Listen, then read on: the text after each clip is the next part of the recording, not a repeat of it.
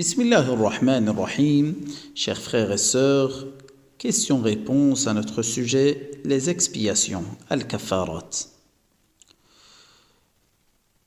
Si une personne est incapable de connaître le nombre de jours perdus, alors il fera appel à son intention. Allah subhanahu wa ta'ala dit dans le Saint-Coran, « Fattaqullaha mastata'tum » Craignez Allah donc en tant que vous pouvez.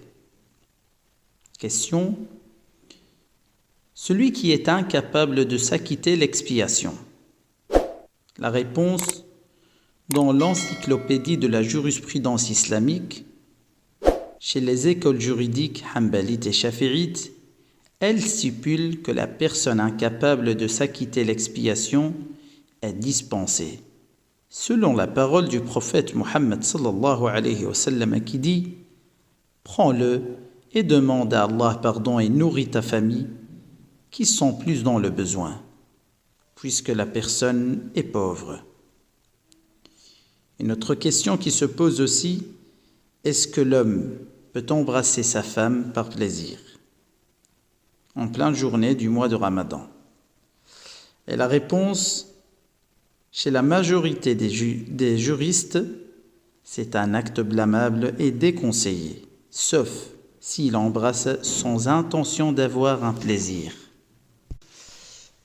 comme jouer avec elle ou la distraire. Selon la tradition du prophète sallallahu alayhi wa sallam, notre mère Aïcha radiyallahu anha disait, le prophète sallallahu alayhi wa sallam les embrassait pendant la journée du jeûne sans avoir l'intention d'un plaisir quelconque. Quel est le statut de la femme enceinte et de la femme qui allaite? Toutes les écoles juridiques sont unanimes pour statuer au sujet de l'autorisation et la permission donnée dans ce cas.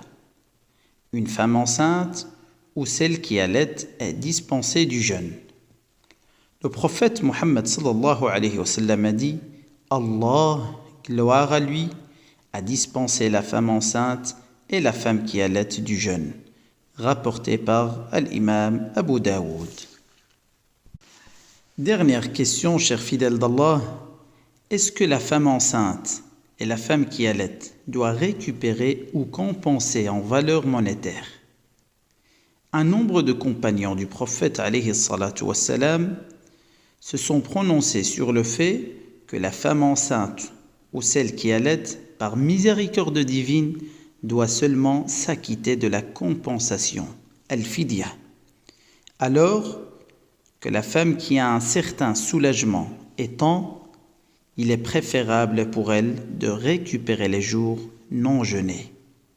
Il n'y a qu'Allah Azza wa Jalla qui est connaisseur. هذا والله أعلى وأعلم. دمتم في رعاية الله والسلام عليكم ورحمة الله.